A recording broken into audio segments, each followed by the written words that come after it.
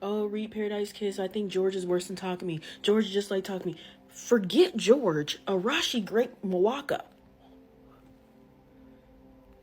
Nobody care to mention that? Nobody. I feel like the fandom's beef with Takumi runs so deep that they are over here comparing George to Takumi. And you're not even looking at Arashi right there. Now, I'm going to finish the manga. It's like the last 10 chapters, the tea is being spilt. It's getting real. So I'm going to finish the manga and we're going to talk about it. Right? Because, I like to look at things from all angles, but I'm not hearing enough people talking about Arashi. I'm hearing everything about George, though. I've even heard someone say George is worse than Takumi. George ain't never raped nobody. It was all consensual. Okay? Okay, Paradise Kiss update. Stuff is getting good. So this is the last 10 chapters. You already know Yukari and George's schedule. Finna get it on. But then the doorbell keep ringing. And so then George gets up and gets the door. And we see a woman's hand going to his damn face. And she like, hold on, who the hell is this? So then she pop up and like, don't touch my man. And then it turned out to be Kaori, the girl that got away. The one that George was like, oh, she's so cool. She never gave in to my flirtation. Like I always I liked her.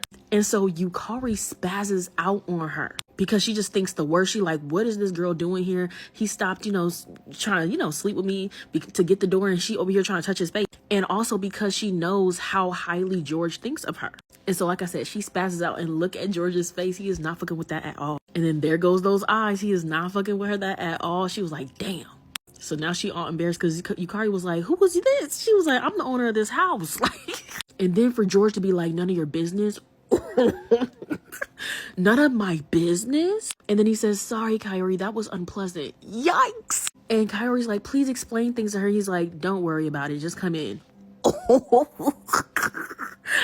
Yukari, it's time to go home, girl. This is too much embarrassment. And then not only that, mind you, he talking about you can just spend the night like it's been a while. Huh? And Kaori's trying to be all nice, trying to explain the situation, trying to explain who she is. Little does she know Yukari, she already know you. She already know you, and she know how much her man thinks of you. So it's just not looking good, sister.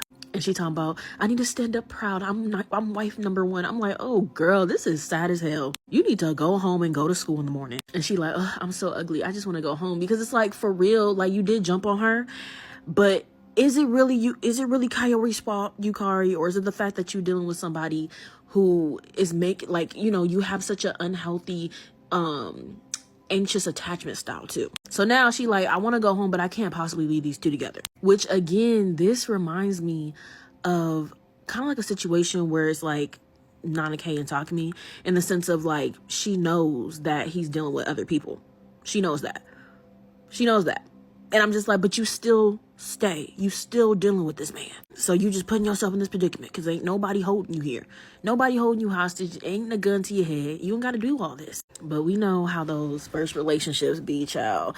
They kids. So she ain't never dealt with nobody before. This is how you learn. You have to experience sometime. And this is where she's seeing that although she's the one sleeping with George, right? That George may have a closer relationship with this girl, Kaori. Because, she's been emailing him, waiting every day so she can, email him and get Wi-Fi, things like that. She's seeing that he is telling her more important things than he is Yukari. You get me? And this is where we find out that George is thinking of not being a designer, like a pro designer, and taking like a safer route and doing like makeup and hair. And it seems Kaori already know all this. And Yukari, she's like, wait, hold the hell on. What the hell's going on? And why didn't you tell me? But mind you, I'm like, well, hold on, girl. Because remember when you got that modeling gig, you did not tell him. And instead you slept with him because you believed that's what he wanted more than hearing about that news. And he was like, girl, you silly as fuck. So now the roles are reversed. And although, yeah, he laying down that pipe with you, he is not opening up to you and being vulnerable to you. And also she's seeing that although he's been acting cool, calm, and collected, he actually has been taking into consideration that, hey, nobody's buying our clothes. Like, I have to actually figure out something to, like, what to do. And he's been stressing behind the scenes. And it's been bothering him. And she's able to see how his mom contributes to the decision, because it's like, he's like, if it was just me, I would take that risk, but I have a mother to worry about, somebody who's dependent on me, because although she is grown as fuck, right, and she has her own free will, she's choosing to freeload off of me and still blame me for all the bad decisions she's done made in her life, and the reason why she don't like her life. She's still blaming it on me while being dependent on me and being grown as fuck and not doing anything with her life. So I have to worry about I have a whole dependent, a whole fucking child that I got to worry about, right? And so I feel like it adds a whole nother layer to the reason why he does not like women similar to Yukari, because it's like his mom, to where he's like, I want you to be independent, bro, because that shit is not cute, it's not attractive, and this is how you're going to end the fuck up. To the point where it's weighing heavily on him, because now he cannot just think for himself. He cannot just do what he wants to do with his life, because he has his mother to take care of. And no matter how much she blames him, and how mean she can be and rude she can be in her words and things like that, he still loves her, and that's still his mom. So he has a soft spot, and I feel like that's also where that soft spot is for Yukari as well. And that's why he be pushing her to do her own thing. Like, he really wants her to do your own thing, bro. Like, be independent. And it may come off as harsh and cold, but it's just like, I don't find anything attractive about how you acting. You're beautiful though. Like, he be like, that body T, I'm not gonna lie, the body be getting me, right? But he don't like the personality. But I feel like that's where that soft spot comes from, because it is similar to his mom. But he's just like, well, maybe if somebody were to push her to think for herself, maybe she will. But Yukari's always trying to do something for what George likes, right? Instead of just being her own person, which ultimately ends up pushing him away more, and she don't even realize it. So anyway, all this, Yukari's able to see how much like chemistry that they have, and this is all happening in front of her. She's seeing how much chemistry him and Kaori have, and they're not even like having relations with each other. Right? They're genuine friends. And although he, holds her in such high regard, she's like, well, hold on. I feel like I'm the closest to him in this sense, at least closer to her. And he don't even open up to me like that. It's as if I feel like I don't really know him. Like, what's going on? Like, it's a harsh reality. And she's like, look, I'm all dolled up like a mannequin in this pretty dress, but it's like, I don't really know him. And I thought I knew him this whole time. And then this part got me. He was like, look, Kaori's just a friend. She's not that kind of girl. I never slept with her. And she was like, well, hold the fuck on. What kind of girl am I then? If you talking about I never slept with her, she's not that kind of girl. Then what the fuck that is? And I was like, I mean, girl, let's be real though. You got with him fast. He didn't have to do much at all. At all. Actually, you gave him all the milk and the damn cow, honey. You wasn't even boyfriend and girlfriend. Like, he didn't make him work hard at all. But again, a young girl in love, this stuff happens. But yeah, I know she felt like crap in that moment. But it's the moments like these that Yukari doesn't understand. This is the difference between you and like somebody like Kaori. I mean, there's a lot of differences between you and somebody like Kaori, but this is a big difference that would really take George's perspective of her to a different level. When there's situations like this where things are getting serious and heated, or things are really emotions are really high, and they should actually be having a hard or deep conversation, Yukari always thinks that's when she needs to just give him her body. She thinks that is what he wants or needs in that situation, rather than talking it out or I don't know, leaving for the night. I don't know. But sex is not what he needs right now. It's not what you need. It's not what he needs, right? Because before the Kaori came in, they were about to do a little thing, and she's like, because at this point she's just crying and not saying anything, and he's like, okay, well, I'm just, I'm like, shouldn't you go home? Like, I'm just gonna go to the room. And she's like, oh, don't leave me alone. He was like, I mean, what do you want me to do? You're not talking. You're just sitting there and crying, right? And she was like, okay, well, I don't know either. There's nothing to do. I mean, you could talk. Y'all could definitely talk, even if sometimes you don't feel like it's the right time to talk. Maybe y'all could just cuddle, and maybe you cry, cuddle, and just maybe ask him how he's feeling. I don't know. Like, this whole time you thought he wasn't really feeling nothing. Obviously he is. Ask him about these decisions and things like that. I mean, think about it. He probably looking at it like, girl, why are you crying? You know, like, why are you crying right now? He probably don't even understand, because he's just like, okay, this is something that's happening to me. You have your modeling agency gig, right? Now, she could be crying just because of the embarrassment of, like, you know, again, just that whole situation. But for him, whenever Yukari, she tends to make stuff about herself, and he just be like, but this ain't about you though. So why aren't you asking me how I feel? Or why aren't you asking, you know, everybody else at the Atelier how they feel? You're making it about you. But at the end of the day, they just shouldn't be together. And that's why she's like, you look, I'll always be the way I am. You'll always be the way that you are. But she's just like, don't turn your back on me. Let's finish where we started. And there he go again. He's like, this girl, I don't want the cootie cat right now. He might take it anyway. He'd be like, I guess, since you handed it out, I guess. But he's just like, this is not what I need. And this is why we will never work. Because this is one of the reasons, right? There's plenty. But this is one of the reasons why I won't work. And you can see he's irritated. He's just like, oh, this girl, bro. This is where he leaked, like he told Kaori, that damn personality. It's just not there. It's not clicking. What's not clicking, Steven? Okay, Paradise update, last 10 chapters. Let's get into some tea on Hiro, Mawako, and Arashi. Okay, so we see Hiro studying, and then we have Mawako. She wake up after sleeping with Arashi, and she over here being sneaky, sending some text to Hiro. Now, it's a harmless text, but still being sneaky. And then look at Arashi. Look at that eye looking. I was like, oh, girl, you about to get caught. And then he wake up talking about, I gotta go pee. Dude lying, took her phone, looked through the phone. I was like, oh my God. And then he see the text and he gonna throw her fucking phone. Girl, I was like, here we go. Toxic. And now, mind you, I'm like, okay, yeah, Mawako, you shouldn't be texting old dude. But at the same time, it wasn't even a text in the way of like, you know, they cheating or something. But at the same time, when she saw, you know, she did not mention it to him and he had to find out another way. So I was just like, this whole thing is messy. Honestly, quite frankly, the more I get to learn about them, the more I'm like, they shouldn't even be together. But this is when I started to clock that tea, because she kept on saying, look, me and Hiro, I didn't do anything with him. And he was like, I know. She was like, I keep telling you nothing happened. He was like, I know. He never forced you to do it. And I was like, well, hold the hell on. Did you force her to do some shit? And at first, when I was reading this, I was like, okay, maybe he's talking about a relationship. Maybe he forced a relationship on her, because I know he was like, you know, she needed to make a decision, this, that, and the third. Hiro was leaving schools, and it was just kind of convenient for her to be with Arashi when she really shouldn't just be doing it like that. But I was like, okay, maybe he's talking about relationship. But then we see Arashi go hit up Hiro and go, you know, talk at the park. And this is when the tea start coming out. And so they start talking about why Hiro choosing to go into, you know, medicine and all that kind of stuff. And basically, he ends up talking about Mawako, talking about like, you know, if Mawako stays with me, she'll only get worse. Why don't you do something already? First of all, I was like, okay, well, hold on. Wait a damn minute.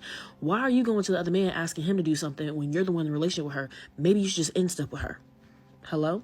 And that's why I was glad Hiro clocked it. He was like, sounds like the issue here is you, not her. The fuck? Like, you stole her away. Don't come crying to me now. Facts. Clock it. Because what are you talking about? And he got mad talking about, like, you know, you're so damn thick. Mawako's in love with you. He was like, I know. he was just like, well, then do something about it. You can't afford to get any worse. He was like, I tried. She chose you. Like, get off of me. And then that's when he was like, she didn't have a choice. And then I was like, what you talking about? And then he was like, so she resisted you. And I was like, oh, wait a damn minute. And that's when he starts spilling everything. It was as if he don't knew exactly what happened with them. He was like, the first time you did it with Mawako. And then Arashi's like, oh shit. And he was like, she cried and resisted, but you forced yourself on her because that's the only way you knew how to monopolize her. You idiot. And I was like, no effing way. And then we see, this is what happened when she's saying, stop. You know, she doesn't want to. It hurts. And I'm like, oh my God. Like, I'm not going to lie. It just took me by surprise because we've been seeing so much of them.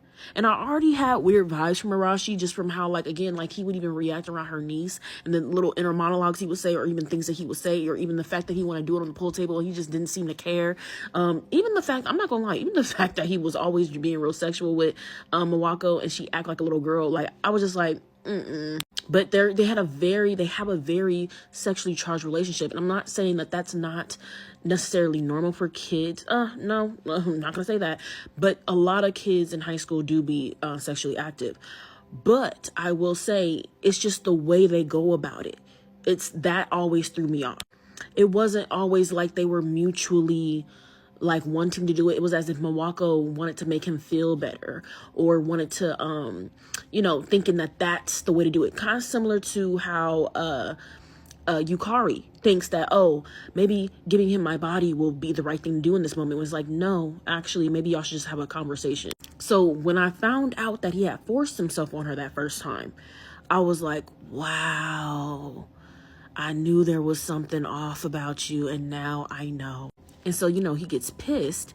But I even like the way how Hiro is dissecting it all. He's adding complexities even within like that moment, and giving the moment of SA that complexity. Now, of course, some people, similar to like, you know, Takumi and Nana K's essay, they're like, oh, I don't care about the complexities. I don't care why he did it. I don't care. He did it, so I don't really care about his character. And, you know, again, rightfully so, not everybody's going to be able to like really critically think and really dissect things and analyze things. Some stuff is too close to home. Makes sense. But I'm really glad that they didn't just drop it in there with no type of context. It was as if Hiro was giving us that context, right? He was like, you know, the more she resisted, the more you wanted it. You know, how scary. And that is very scary, right? But then he's like, you know, but the next day she smiled and acted as if nothing bad happened, right? And so he was like, you racked with guilt. You were confused and relieved at the same time. You promised yourself you'll never do such a thing again. And he was like, although she took the reins, you did it again in spite of yourself. But he was like, but this time you hesitated. And once she saw the hesitation, instead of resisting, she became assertive. And so now y'all can have, you know, sex as much as you want now. And that is what we are seeing with them. That's why I always felt off when I would see them do stuff. It was just weird. And I feel like that in itself was like a mechanism that Mawako was using to be in control, instead of letting him do something to her. Because this is also still somebody that she cares about and loves. Instead of letting him do something to her, when she saw that hesitation, she now took over the reins to make it seem like, oh, it's okay. Like, yeah, like, I want you to do this. Like, I want this to happen. I want to make you feel good. Like, let's do it, you know, instead of it being something that is happening to her, and her freedom and her will and her, you know, something's being taken from her. And it's as if it's because, again, she does care about him and she doesn't want to reject him fully. So she's trying to accept him in all of that. And I feel like even this would have been, I mean, there's not a lot of times that you're always going to get another character in the manga giving that context so that people can read it. But it would have been nice to even have Nana K and Takumi given this context in the manga by another character. It would have probably been like Junko or something to, maybe not, but it would probably would have been maybe like somebody like Rin, I don't know, to say what Hiro was saying so that people could at least be able to see, like, you know, because everybody's just like, why is she staying with Takumi? Da, da, da, da. And I'm not hearing a lot of people saying, why is Mawako staying with Arashi? Why? He raped her. I'm not hearing that. And I'm like, I wonder why. Because if anything, these are minors. So we should really be having those conversations compared to when in Nana, these are adults. So if any, you get what I'm trying to say? Like, not saying that, you know, SA doesn't matter with adults. No, but just saying I would expect the way that people act with Takumi I would expect people to act that way with Arashi, actually. And I'm not seeing that. It's very interesting. It's like, it's making me think, are people more because the fact that people are comparing George to Takumi more than they are comparing Arashi, or his actions at least. Because yes, I will say George and Takumi have similar personalities. Not exactly the same, but similar. But Arashi and Takumi have both essayed the person that they were in a relationship with or situationship with, whatever you want to call it. And I'm like, the fact that a lot of people don't like George when it comes to the Paradise Kiss fandom, and they compare him to Takumi, and Takumi is the most hated in like the Nana fandom. I'm like, are y'all, and they use the essay as the main reason, but I'm just like, the fact that y'all are linking the two, and George has the essay anybody, do y'all really hate the essay, or do y'all just not like the character traits? Look, I'm just saying, because if it was the character, like, if it was the essay, then y'all would hate Arashi just as much, right? Look, I don't know. I'm just saying. But anyway, he know better than me because he's saying all this very calmly. And even his little inner monologue when he was like, you're the worst, I want to kill you. Because it's just like, this is somebody that he cares about too. Like, that he wanted to be with. And he knows what you did. And it's just like, God, like, he better than me because he's taking this very well. Like, he's extremely calm. He's probably known this for a while, put this together for a while, and he had to deal with it. But I'm just like, yeah, you better than me. But I love the fact that he literally diagnosed him. He said, you have no confidence in your relationship with Mwako because you suffer an inferiority complex, me, and you still feel latent guilt for turning Mwako into a sexual object. But again, he's trying to let him know she wasn't resisting. She was only resisting the violence of your actions, not you as a person, right? Like, she knows more than anyone how much you care. And that's why she tried to smooth things over with you, thinking that her resistance hurt you. And she's desperately trying to accept all of you, the good, the bad, and the ugly. And this is something that we see Nana K do as well when it comes to talking to me, accepting all of him. This is what I don't understand, why people who read Paradise Kiss and Nana, why this isn't being brought up. Because I'm like, this is a parallel. But he's like, come on, try to just see how deeply she cares about you, and that'll be the best medicine for y'all both. And I was like, ooh, child. All right now. Look, he already like Yukari, so you like, make it work. Okay, so I finished Paradise Kiss. You know, she wrapped the ending up nicely. I like the fact that there was an ending, right? Because, you know, coming from Nana. But anyway, it was nice. I loved the fact that Yukari and George did not end up together. I also like the fact that her and Hito got together. But I do like the fact that she didn't immediately get with Hito.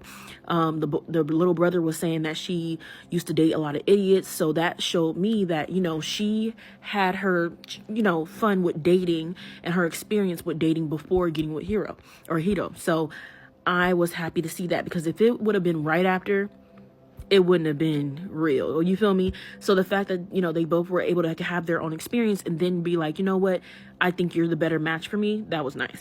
And we love a secure man, right? A secure partner is great. The fact that he does not mind and actually encourages her to wear George's clothes that he made, saying that, you know, she looks the best in his clothing. I love that, because I'm not gonna lie, George was eating it up. Like, the designs were fire, right? And she looked good in them. So I like the fact that, you know, he's pretty secure. And even the fact that they could joke about the whole Mwako thing, how she was just like, I bet you still regret the fact that Arashi got her, you know, and stole her from you. And he was like, yeah, to this day, I still, you know, regret that. And they get to laugh about that. There's no type of animosity there. I thought it was cute that Isabella went with George.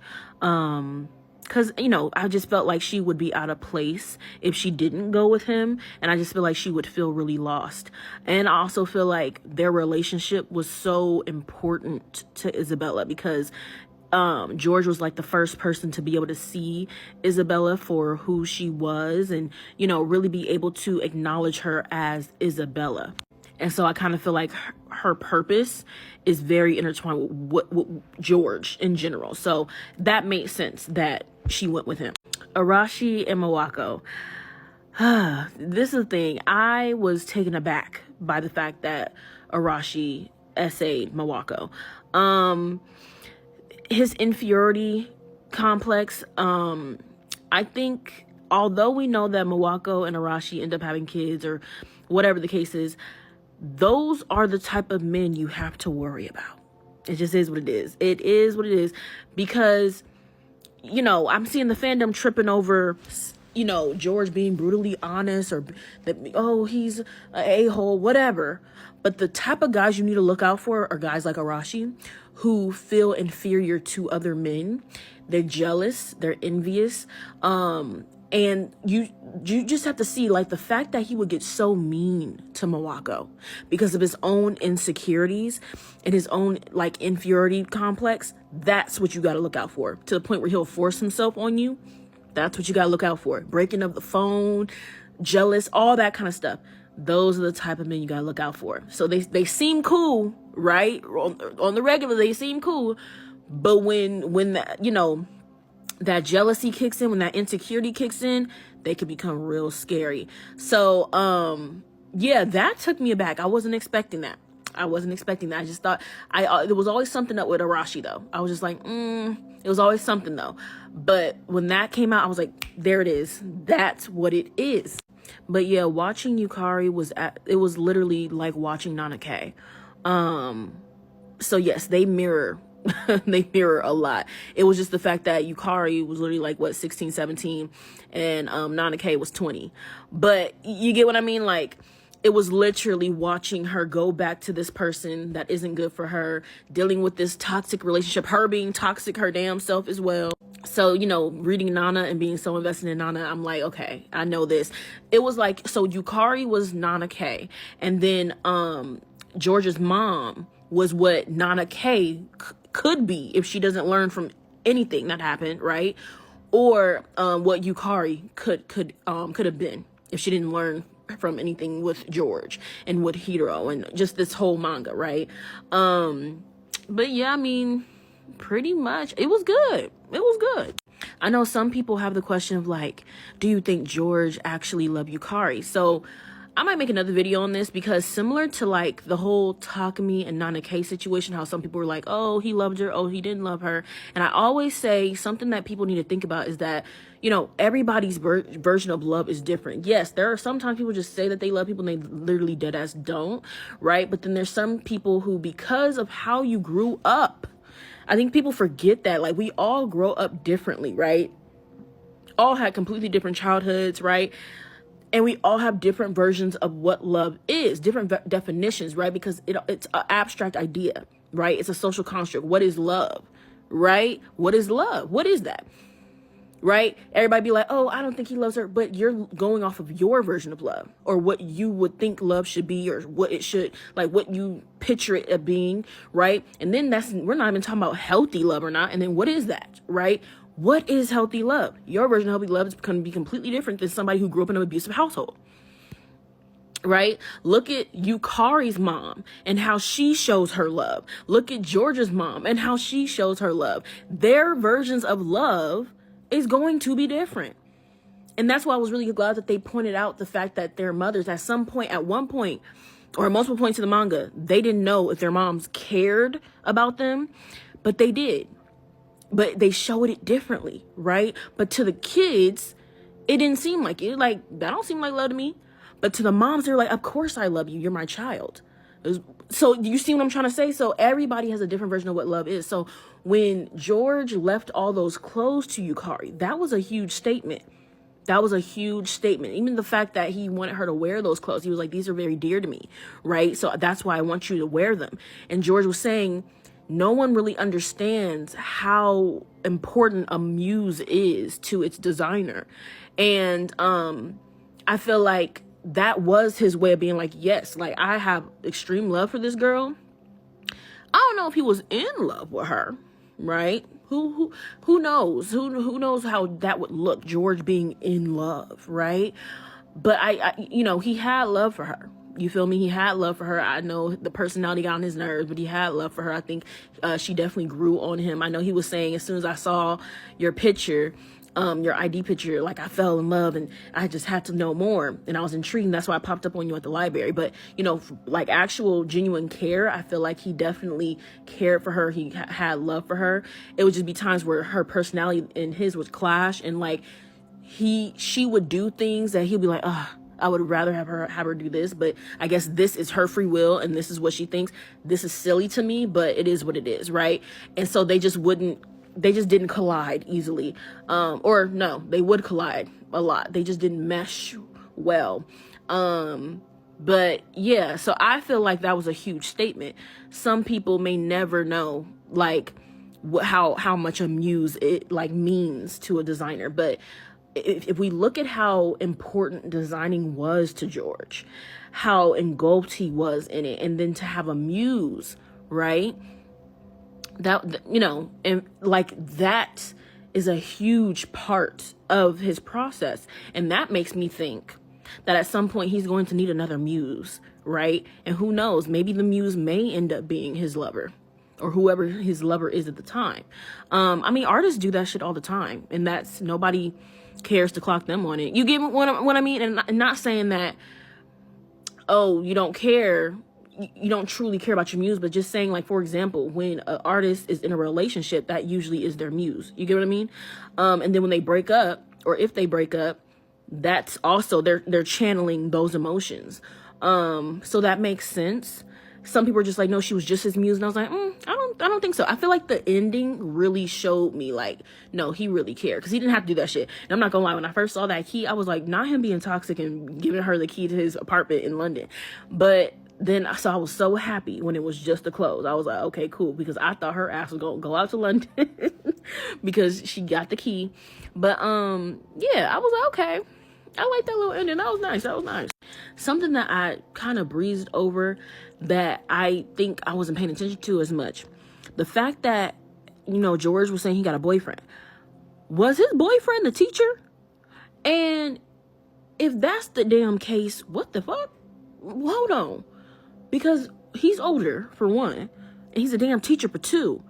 And it seemed like it was kind of known. I don't know. I think I would need to reread that part. Because I was just like, okay, he's saying he got a boyfriend, but who exactly? And I was like, is it that teacher that was going to do the hair and makeup? That one? Or maybe I'm tripping. Maybe I'm getting the names wrong. But yeah. I find this comment so interesting that you label Arashi as tsundere, but then, you talk about Takumi as, like, cunning, manipulative, and consciously cruel, when Arashi is also consciously cruel and controlling. We're introduced to Takumi and Arashi different in the manga. Like, for example, we didn't find out Arashi was on that type of timing until later in the manga, compared to Takumi and, like, Nana K. We see how Takumi moves from the very beginning, right? And although they both end up, essaying the people that they're dealing with, again, we were able to see the buildup of, like, Takumi being, like, hot and cold, him already having, like, this situationship type of arrangement with Nana K, relationship, whatever, compared to with Arashi and Mawako. It looked like they're, like, just, a loving couple that are just, kids, hypersexual, doing all this type of stuff.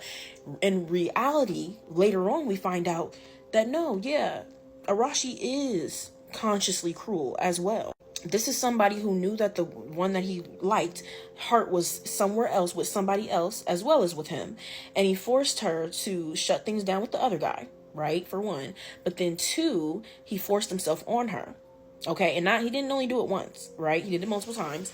And then three, right, later on we're finding out that if she's even communicating with him, breaking her phone, being really verbally abusive, and then later on going to the other guy, Hiro, that he's jealous of, that he feels inferior to, right, that he envies, and telling him, yeah, if she stays with me, she's just going to get worse, like, you should do something about it. Huh? Which tells me that this whole time he knows that he should not be with this girl. And he will not end things with her. And so instead of just talking to the girl and ending things, he's going to go to the guy who he's envious of and say, oh yeah, you should do something. Huh? What do you mean? And that's why I was glad that Hiro was like, yeah, it sounds like the problem here is you. You should do something. What are you talking about? I just find it so interesting. The tune is so different when it comes to Arashi compared to Takumi. Now, yes, they are both complex characters. I'm never the type to be like, when it comes to stuff like this, oh, this person should just die and da-da-da-da-da. A lot of the fandom is like that. They don't see the complexities. But, when you are a critical thinker and you really are analyzing these mangas, you realize, okay, this is not somebody who's just hiding behind a bush, plotting on essaying this person. Like, no.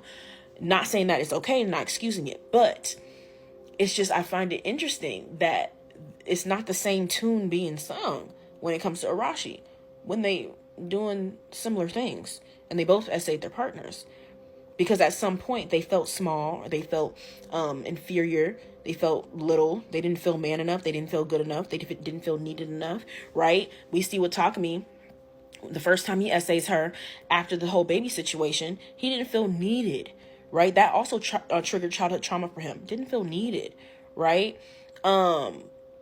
Got played. Played in his face. Like, hold on, you got a boyfriend and you're pregnant and you wasn't going to tell me, like, whoa, what's going on? Too much happening all at once, right?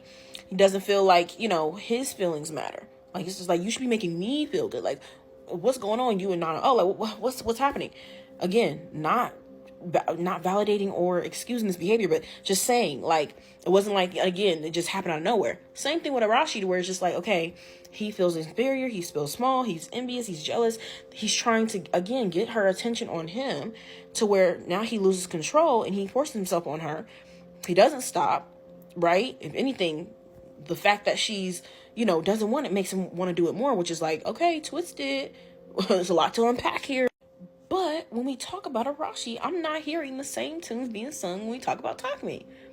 Why is nobody calling Arashi a rapist? Now, mind you, yes, his character isn't just to be a rapist. And that's what I be trying to say about Takumi. But why is it that y'all see that with Arashi and not Takumi? I wonder why.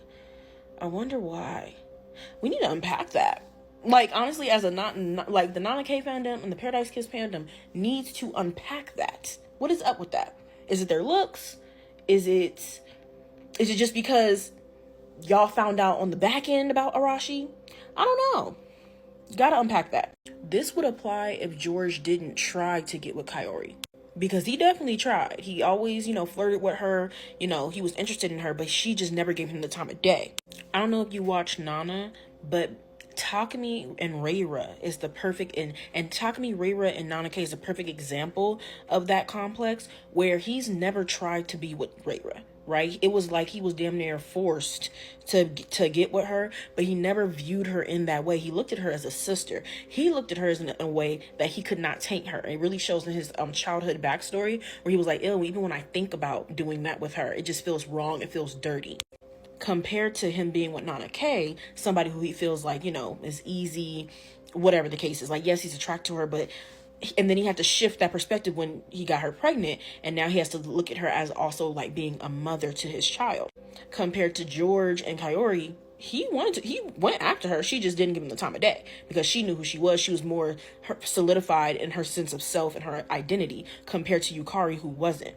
And this is why he says to Yukari, yeah, she's just not that kind of girl. And Yukari was like, what the hell? What that mean with me? What kind of girl you think I am? So I think it's really the reverse of, like, he looks at Kaori as like a quality girl, or she's so cool, or she's not that kind of girl because she denied him. And he even says, he's like, I love the fact that I can't bend you to my will, right? And so it's interesting because when I think about the fact that when she got on the train, she was just like, oh, I guess I'll just have to find a boyfriend in London. Like, yeah, she definitely likes him, right? That's why she goes to those lengths, like, to talk to his father for him and all that kind of stuff. But it's like she does believe in his craft and his talent, but she does like him as well. And it's just interesting because for them to be together, she would have to maintain her sense of self and stay independent, but give him just a little bit of attention here, give him the crumbs, right? Basically be him in like the relationship compared to like how Yukari was the one getting the crumbs and she would just eat it up.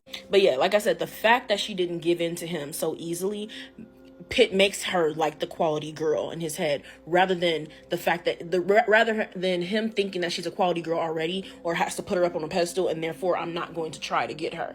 It's the other way around with him. It's because he really wasn't that bad. We're watching and reading Paradise Kiss from Yukari's perspective, and this is somebody who lacks self-identity, self-confidence, self-esteem. George had to clock her multiple times on being self-absorbed, complaining all the time, blaming her decisions on others. Because throughout the manga, this was a period of growth for her, and meeting George actually did push her to grow. Just like even hearing the things from Hiro pushed her to grow as well. Being at the Atelier, learning about modeling and fashion and seeing other people's passions for other things other than like school. Seeing that she does have free will and that she can do what she actually wants to do instead of what she's just told to do. Just like we kept seeing the butterflies, like that's the symbolism of like her growing, like being a caterpillar, going into the cocoon mode and growing and, flourishing as a butterfly. But because we are seeing it from her perspective, somebody who's conflicted in those ways, this person who is pushing her in that way, because George and Hiro have completely different approaches, and they both care for her, right? But they have completely different approaches. He does seem like, oh my God, he's super manipulative, when really he's just being extremely straightforward. Now, if Yukari was more like Kaori, he would not seem as manipulative. He would not seem so terrible. Now, I'm glad that for the most part, we're all like, George really isn't that bad. But for some people in the fandom, he's just so terrible and so manipulative. But again, for Kaori, who knew herself, she was more independent, more focused on her goals. She had goals. She had higher self-esteem. She did not give in to George. And if anything, later on, she became to, came to like him.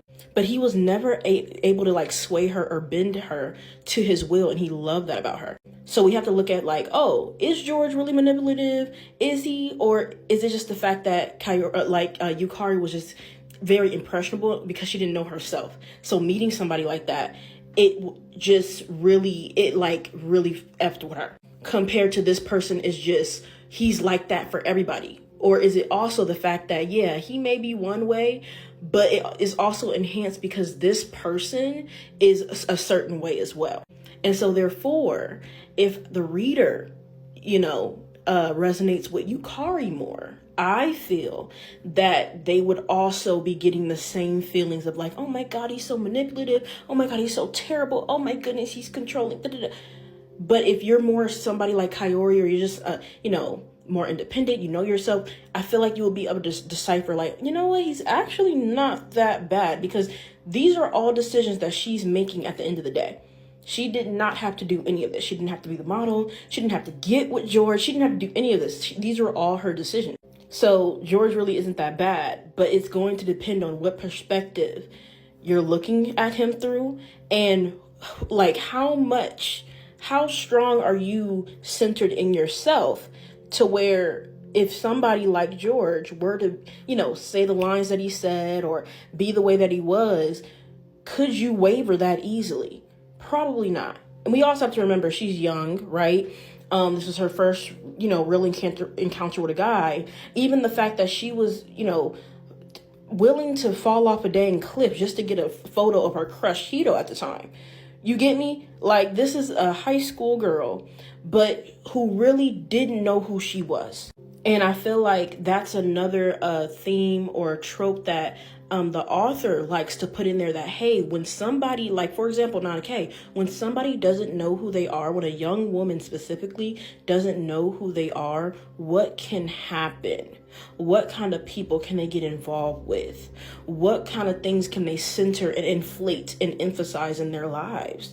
How important is it to know yourself? How important is it to develop a true sense of identity instead of people pleasing and doing and making decisions based off of what you think is going to make somebody else happy? I think these are all things that she really likes to point out in these coming of age stories, because Paradise Kiss is a coming of age story for high schoolers into adulthood, whereas Nana is more of like, young adults into, that midlife age, right?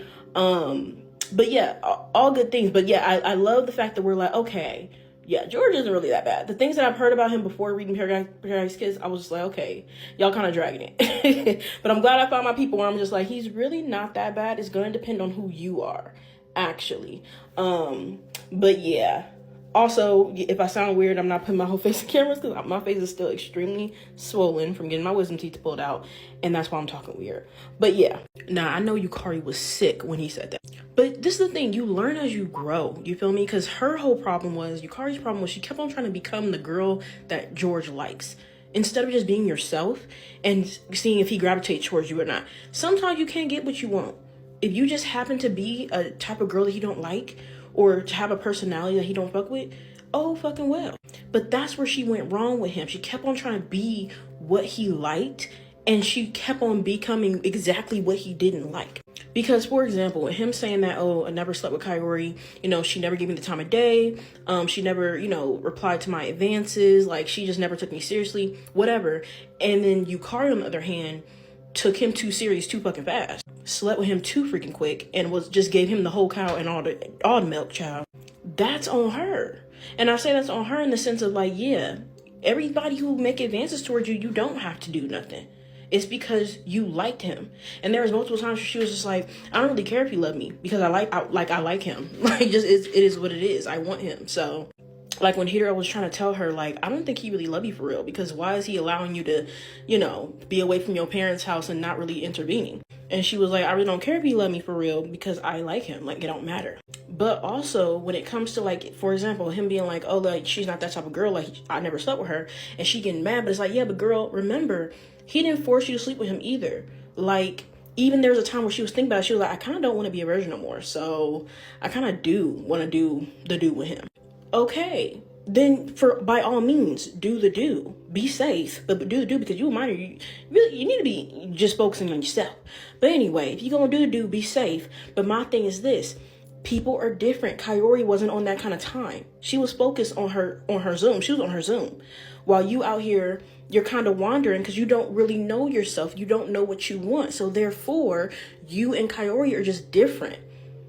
And George likes a type of girl that he cannot just bend to his will, that he cannot have so easily. You worked as a great muse, and he did care for her. You get what I mean? I do feel like he had love for her. He did love her. Was he in love with her? I don't know about all that. But even just the gesture at the end, where him leaving all his prized possessions to her to wear, that was an act of love. It may not be what everybody else consider love, but again, love is a social construct. We make it what we make it. So the point of the matter, everybody loves differently. The point of the matter is that Yukari was making all these decisions herself. So if you are making decisions that this person doesn't really respect, but he's going to entertain, then hey, it is what it is. You feel me? And everybody keeps being like, oh, he was so manipulative. Was he though? Was he? Or was the main character, who we were looking at him through her perspective, did she just not know herself? Because again, I always say, if we were looking at George through Kaori's lens, I don't think he would be seen as manipulative, because he was not able to do anything manipulating, because she knew herself. He was not able to make her bend to anything, because she would not bend. She knew herself. So I was saying, depending on who we're looking at George through, their perspective, we're going to have a different view on George. Unless you're somebody who, like, does that critical thinking and is able to already view him through different lenses, right? Then you're going to think that he's super manipulating and just the worst. And I also say that depending on the reader, if they resonate with somebody more like Yukari, and they don't really maybe know themselves, they're kind of maybe wanderers, they are trying to people please, even in their relationships, of like, oh, what would this person like? Oh, what should I wear? What should I do? Then they're probably going to think he's the worst too. But if they're more grounded in themselves, the reader, then kind of like a Kaori, or like even like a Junko, or even like a what's her name from Nana, the one that gets with Yasu? Is her name Mei? I forget. But the one that ends up in game with Yasu, that girl, just more rooted in yourself, can see from different perspectives, can see the whole game. You feel me? Then you're not going to think he's all that bad. I mean, yeah, some of the stuff was just like, damn, it is what it is. But women do that too, where you could be entertaining somebody because, okay, they're funny, or they got money, or they're fun to be around. They buy you food. They do this, they do that, right? But to settle down with, yeah, no. And that's kind of what Yukari was. It's like, yeah, she was a great muse. Like he said, he was like the body great, but that damn personality, child, can't do it. Why? He was like, why God give her that damn personality, right? And even women be doing that all the time too, where it's just like, yeah, he cool, but he not husband material. You feel me? But then there might be the husband material that's, still talking to you, this, that, and the third, but they don't get down like that. So therefore, you ain't never slept with them. You ain't never did this, didn't do that. But if you had the chance to settle down, you might change. You might change just to get with them. You feel me? So, and I think that was a big thing for George. The fact that Kaori went to his father and did all that, it really showed like, okay, although she wasn't, picking up when I was putting down when we was in school, she do care for me. Actually, a lot. She cares for me. So, yeah. That's my whole thing. I'm like, yeah, I know that hurt when he said that, but I mean, Yukari, it is what it is. You kind of brought that on yourself, and it's okay to not be the girl that he really liked. You don't got to keep trying to change yourself to become the girl that he liked. It's not going to happen. And I think that is a big thing that young women, but in general, young people have to learn. Don't try to morph yourself into somebody else to get the attention of somebody that don't really like you for real. They might like one thing about you, but they don't like you in your entirety already, then leave it alone. Just be you and see who gravitates towards you naturally. And it's funny because at the end, she ends up getting with Hito. And it's funny because Hito ends up liking her anyway. And she was like, she had the biggest crush on him in the beginning. Little did, and you know, when it's a crush like that, he most likely knew. You feel me? But it's just the fact of the matter, he liked her too. So it's like, you see how you should have just stayed being yourself? You feel me? Just stay being yourself. You would have got your man. You would have got your man. Mine would have just took a little time. But it is what it is. They had a happy ending, so that's all that matters. So not exactly, right? Because Kaori did want to be in a relationship with him, and they hinted at that before she went back home. This is why I'm really glad that they showed their relationship and showed the respect that he had for her and how he respected how she conducted herself. Because it really did show what kind of woman he wants and what kind of dynamic he wants. And the fact that we know now that, like, you know, once Kaori, you know, she's out of school, she got to where she wanted to be. Now she knows George cannot be a distraction. And she also knows how George works because she knows herself. She's independent. She doesn't need George. She's not easily influenced. But now, like, you know, it showed that she did like him. It wasn't the fact that she didn't like him at all. It was just the fact that, look, I don't got time to play games with you, and you can't play with me. I got stuff to do. I don't got time for your little rich boy antics. I'm not Booba the Fool. I know who I am. So that's just not going to work on me. Like, he likes the fact that she cannot bend to his will. So it would always be like a little, you know, cat and mouse game. The fact that, like, he would always be like flirting and trying to get her to bend, but she would always be a little bit out of his grasp. But it would be the fact that he does know that she cares for him, and the fact that she went to his father and did all of that. Now it's solidified, like, okay, she must really care about me. Okay, she could try to play. Like, they gonna have that banter for sure. They're gonna have that tension, that banter for sure. But he would always know that he can't fully bend her to his will, and she's always going to do what she wants to do. And I think that would comfort him, because now he wouldn't have that burden of having somebody so dependent on him like his mother. And also, it's freeing because then it's like, okay, cool. She could do her, I could do me. And no matter how her life ends up, she wouldn't be blaming me if something didn't turn out the way she wanted it to be, because she's not being dependent on me. She's making her own decisions. So I actually think Kaori and George would make a good couple. I wouldn't mind seeing them, you know, their relationship a little bit more. But yeah, it's not the fact that, like, oh, the woman that he wants just doesn't want relationships with him. It's just the fact that she didn't want a relationship with him at the time because she knew he would be a distraction, and she had a job to get done. Because at the end of the day, we're rivals. Only one of us is going to win this scholarship to go to, what was it, London? So or Paris, whatever the case is. So she had to lock in. She had to get on her Zoom, which I appreciate that, right? But it's like, now that she's no longer rivals, now he's no longer in her way. He can't be a distraction. She got her stuff done. She's like, oh yeah, like, I don't mind spending the block because, I mean, you know, you're attractive, you know, they like the same things, he is talented, you know, it would be cool, they'll be a little power couple. But she just had to lock in at that moment. So he could find the type of girl that he wants, and he did, right, which was Kaori. But yeah, again, just Yukari wasn't the type, it wasn't his type, and he been said that from the beginning. Look wise, yes, she was a great muse. She had the looks, yes, but the personality just wasn't. Like they said, our personalities are always going to clash. We want different things, and our personalities are always going to clash. So therefore, we won't ever work. It just is what it is. So George is a high schooler, y'all. They're all in high school. So it's not George is an adult and Yukari's a child and he's a groomer and all that. It's not like that. And this is not to this person specifically, because we already cleared that up in the comments. I just want to use this for anybody who might think the same. So yes, in the anime and in the manga, George is the same age. They're all in high school. This is important because if you guys are thinking that George is an adult, and I've seen multiple people say that, that changes the complete dynamic of their relationship. And that is just not true. That's absolutely not true. So that means y'all read or watched it and just had a completely different view because you just assumed that he was an adult. And who knows, maybe it's because he wears suits and things like that. But you guys have to understand he is a high schooler. They're the same age. And that goes with the whole plot. Like, they're in high school with him, with their fashion school. Whoever wins the fashion show gets a scholarship to go, you know, I think to that London school. If he was an adult, he wouldn't even be in the school. And if he was an adult, he'd probably just do it himself. You get what I mean? Like, it, like, doesn't even go with the plot to say that he's an adult. I know they all look grown, but what's getting me is the fact that I'm like, why do some people think that George is an adult and not everybody else? Because they all look grown. They all are made to look grown. And even Mawako, even though she looks the youngest, they made her look grown at points too. So I'm just like, I can get thinking that they are all grown, but I'm seeing most people just think that George is the only adult. And I'm like, no, that's not. Because like I said, they make them look grown. They do.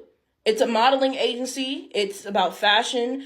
They do that all the time where whether they're sexualizing children or they just make them look way more grown than they really are. But I'm like, with that mentality, then we should think people should always be getting everybody's ages wrong, like all of them. But I'm like, why are we specifically thinking George is older?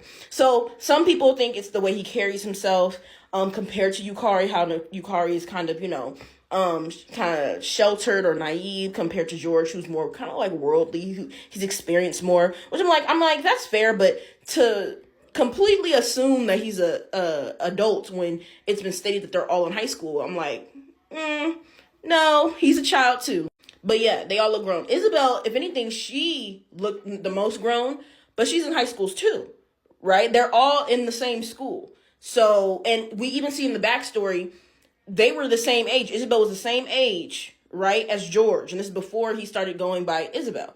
So they're all the same age, y'all. They just don't dress like the average high schooler that goes to like a school like Yukari's school, wearing the uniforms and things like that, because again, they're like fashionistas. Like you get me, like they're wearing their personality on, like, in their clothing, right? They're going to automatically be considered like deviants. We see that in the first chapter, just because they're choosing to go against the norm, which is cool. I mean, it's not boring. It's not uniform. They're able to show their personality through their clothes, their hair colors, piercings, tattoos, things like that. But yes, these two are in high school, okay? The same age, if not a year apart, 17, 18, if not 18, 18. I believe they're both 18. But yes, he is not an adult. Let's just get that right. Because I'm just like, why do I keep seeing people say George is an adult?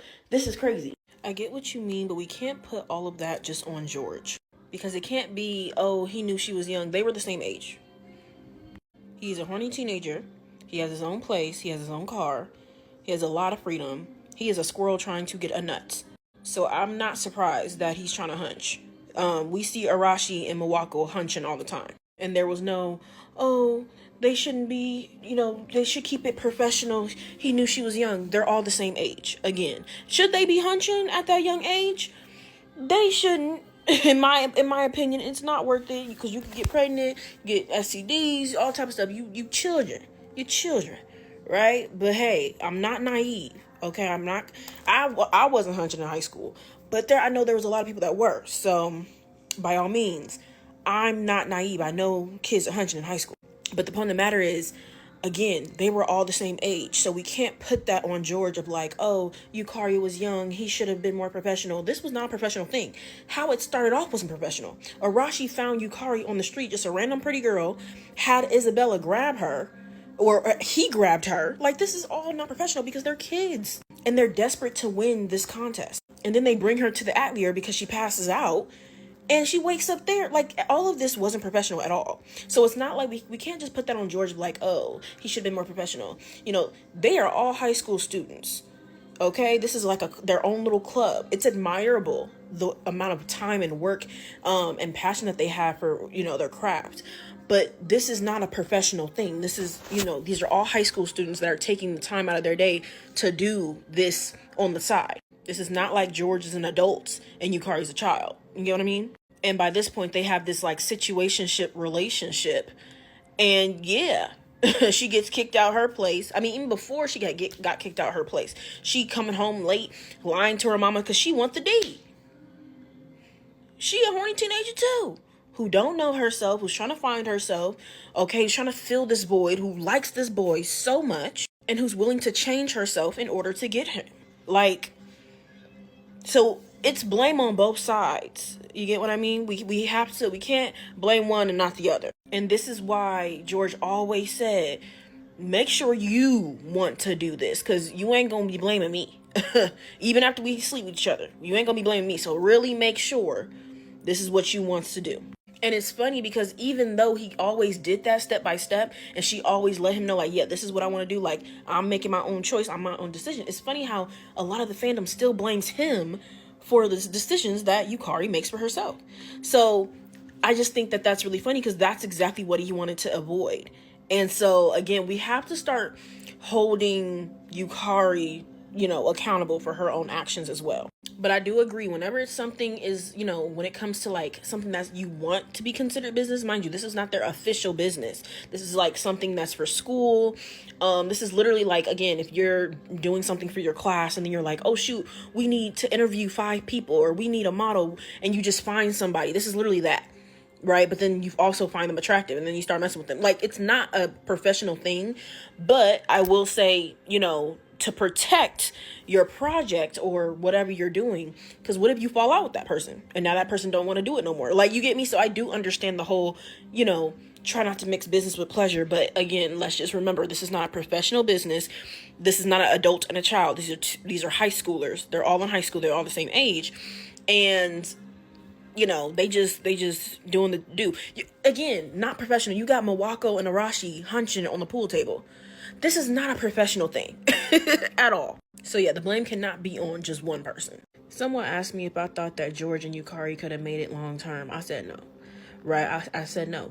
This scene is actually really funny because when she's on the phone talking to George's mom about George's dad, saying, he's good for nothing, he's doing tactics on you, all his kind deeds are calculated, all that kind of stuff. Open your eyes.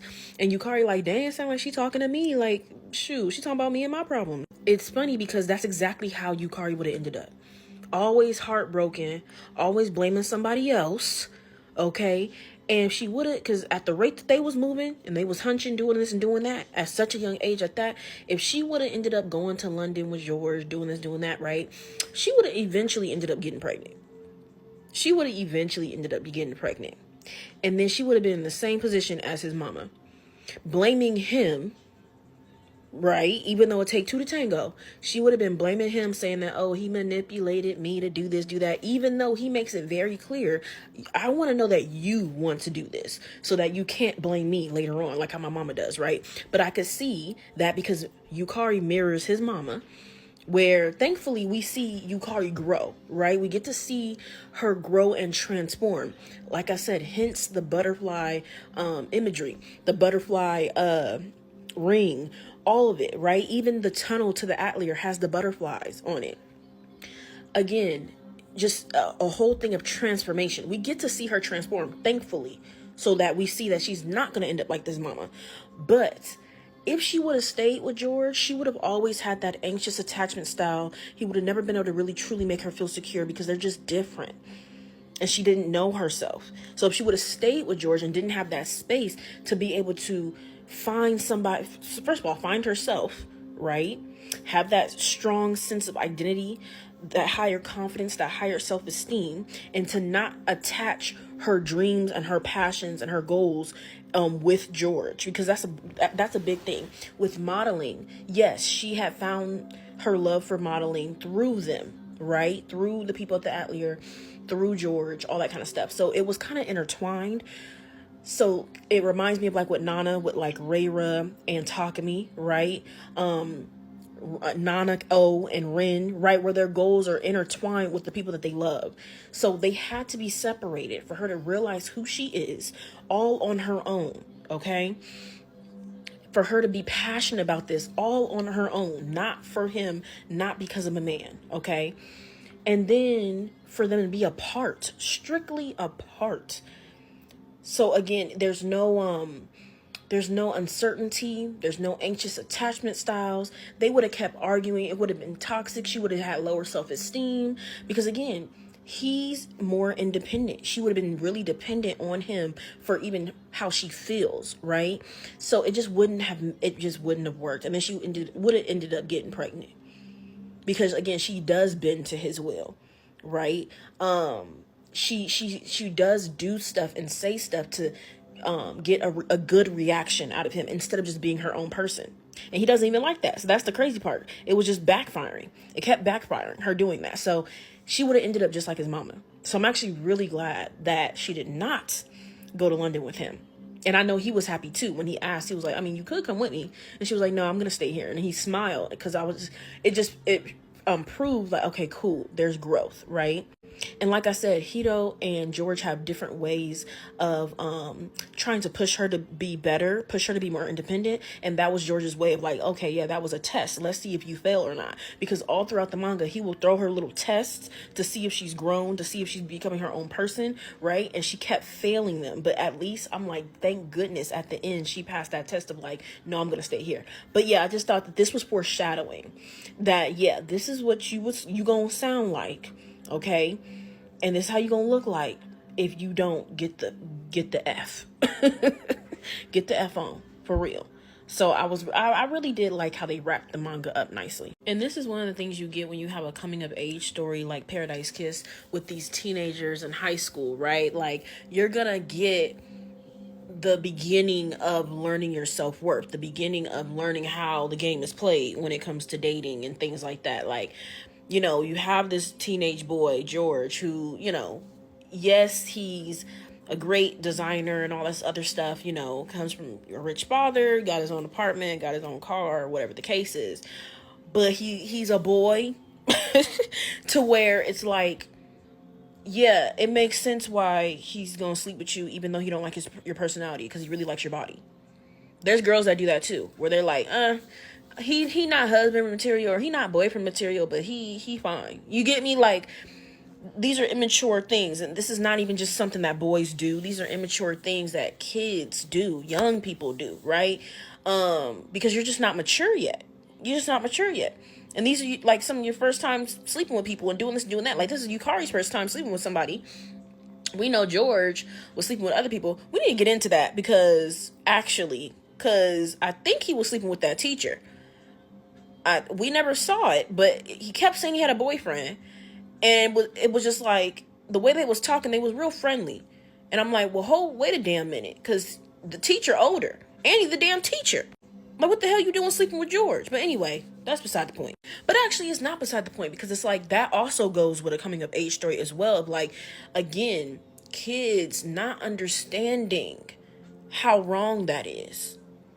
And that somebody is also like, you know, they're older, so they know better, right? To where when you're younger and you're getting attention from somebody older, right? Whether they're grooming you or, you know, coercing you into something or whatever the case is, right?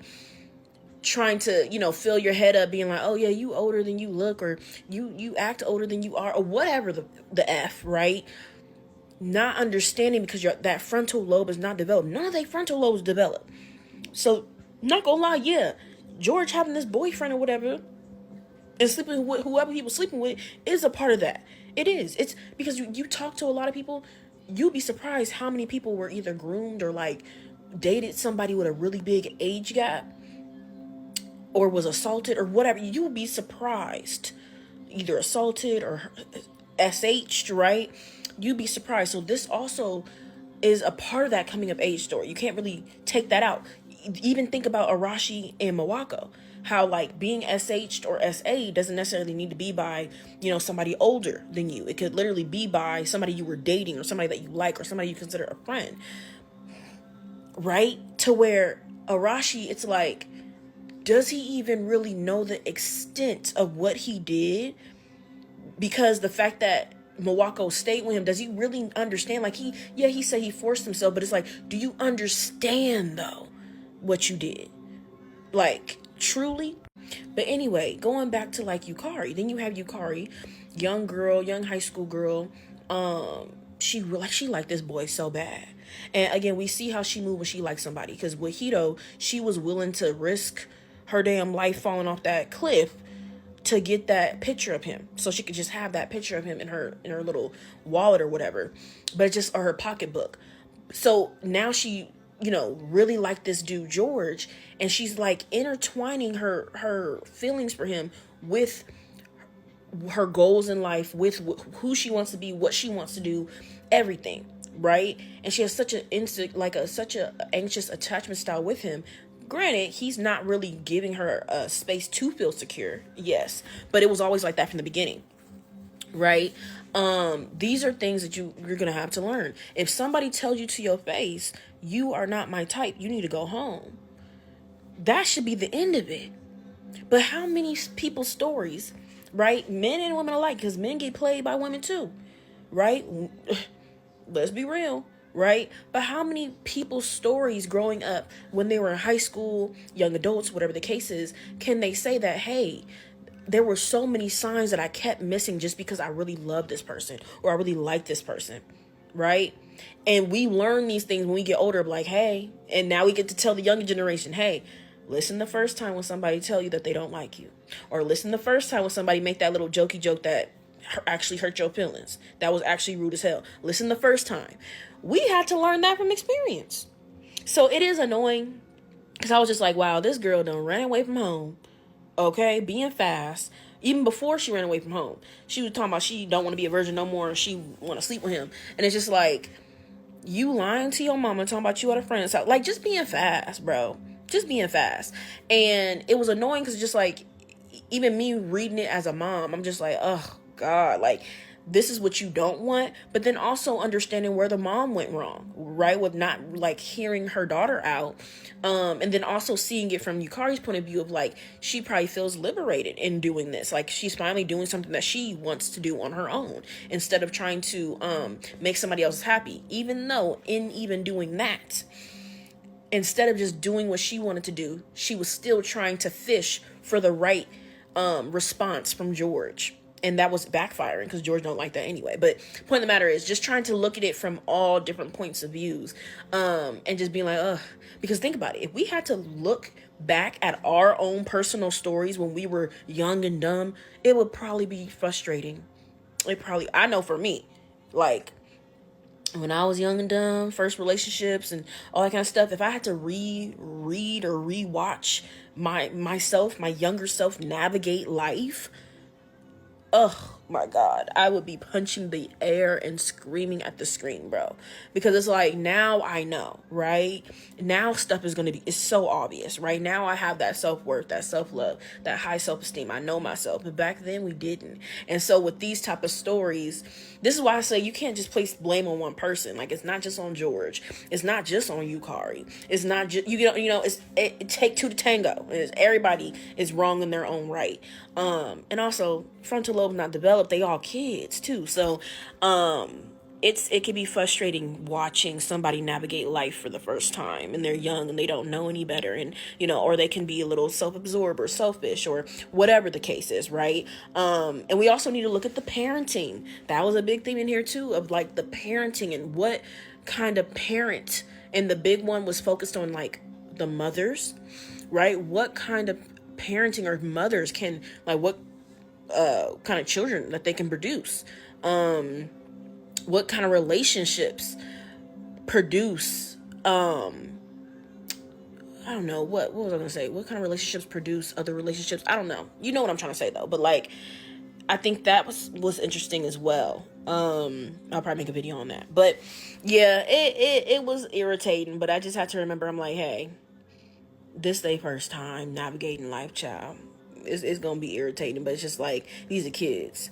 It's not like this is an adult with a child. Like, these are kids. You feel me? Being fast, okay, doing stuff they shouldn't really be doing, but hey, like, how else they gonna learn? We see everybody got a happy ending, but it's just like, damn. Okay, this is a good question. With Nana K, we have to remember we were introduced to her being boy crazy, being really male centered, being a pick-me. Let's be real. It's not the pick-me that puts other women down, but the pick-me, the core of what pick-me means, okay? Go back to Grey's Anatomy. Want me, choose me, okay? Pick me. And we see that before she gets into this relationship, or we could just say groomed by this man, Takashi. So that has always been Nana K's thing, and I wish we would have gotten like a backstory from her childhood so that we can understand where this boy comes from, like what exactly is going on. But we don't, so that's all we have to go off of. And so the thing is, it seems like as if like Nana K's always wanted that. And we know that she wants a family. We know that she wants to be a housewife. We know that she wants to live a luxury lifestyle. We know that she's a great homemaker. She knows how to cook and clean really good. Like, that's what she wants. And this is after high school, you know, so we got to see her a little bit in high school, and then we get to see her as a young adult, and that has never changed. Now with Yukari, on the other hand, you're dealing with high schoolers, and you're dealing with somebody who, you know, was focusing on academics because she wanted to make her mom happy. It's not necessarily because she was, you know, passionate about it. She just wanted to make her mom proud, and she's trying to live up to that expectation. So she never really strayed from that path until she met George and the crew. And with that, I remember thinking like, does she really like modeling, or is she just being influenced? Because at first she was like, hell no. But the thing is, multiple things are true, can be true at once, right? And I remember her friend, the one she actually ends up getting with later on, was basically saying like, are you sure you really like doing all this, or is it just because your boyfriend? And I remember she was just like being like no, like, and I was like, girl, please, you are very young, very impressionable. You guys are all young, very impressionable, to where, yeah, it makes sense for you to be influenced by your boyfriend, okay, or this dude that you sleeping with and that you really like and you want his approval. But it could also be true that she actually felt a fire in her and, you know, felt passionate about this and about something for the first time in her whole academic career. That also can be true. So with Yukari, I feel like not only was it the fact that she saw her mom, saw George's mom, and saw how much that could have been her. If she continues down this route, she doesn't take accountability, and she just continues, you know, what she was doing and the way she was doing it, okay?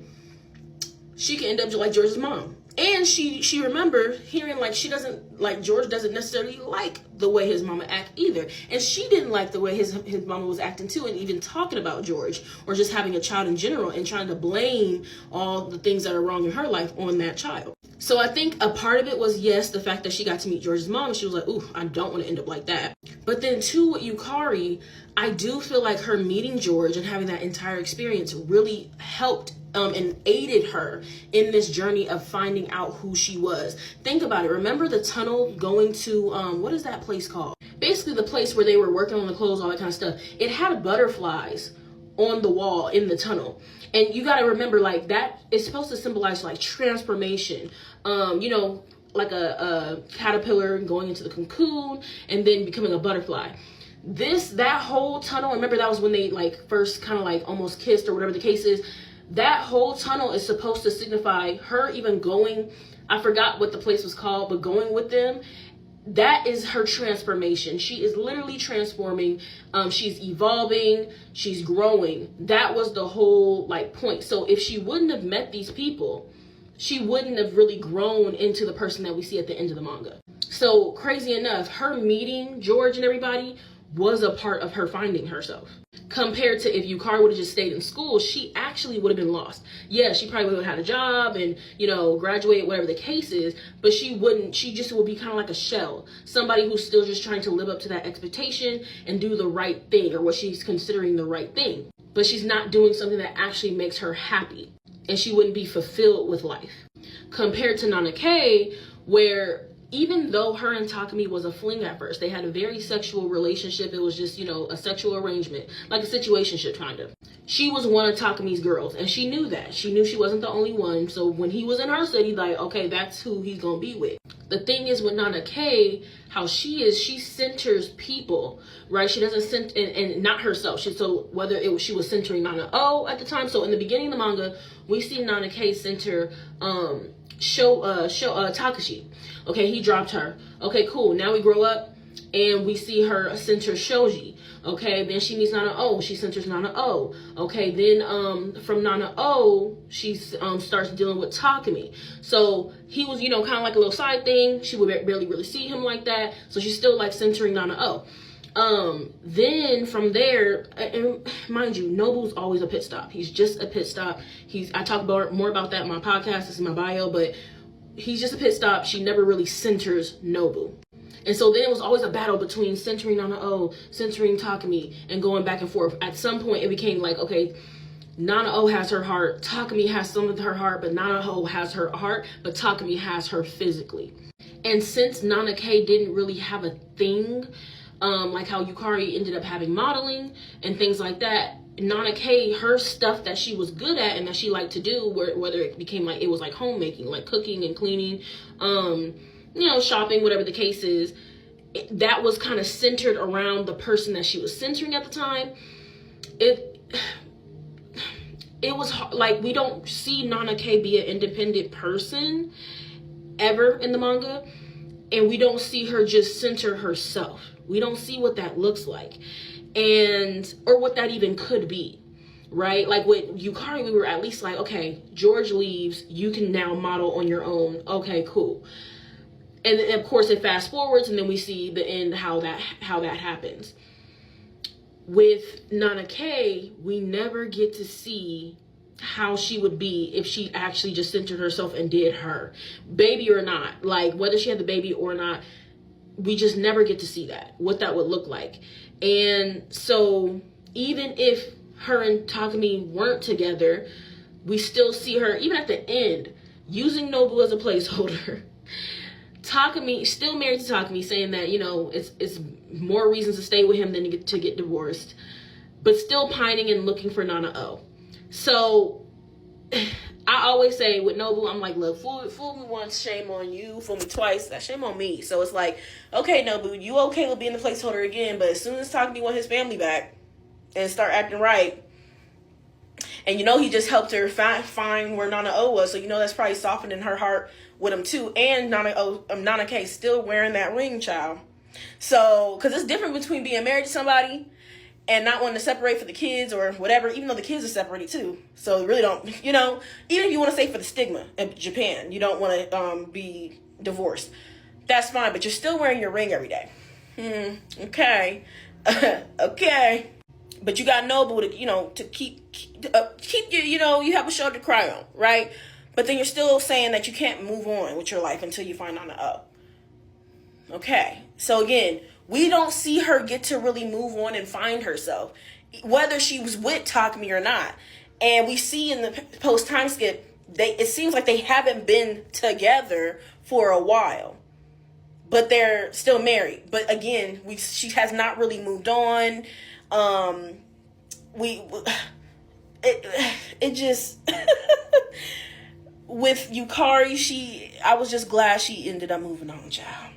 And it seemed like before she settled down, she dated, and then she settled down, which I was happy about. With Nana K, child, it wouldn't matter if they would have just stayed a situation, because if they stayed a situation and then stopped, then she would have either centered, let's say, I think potentially she probably just got with Nobu, but would have been centering Nana O. And it would have just been the same dynamic that it always was, where she cares more about Nana O, centering Nana O. She's with Nobu just because it makes sense socially.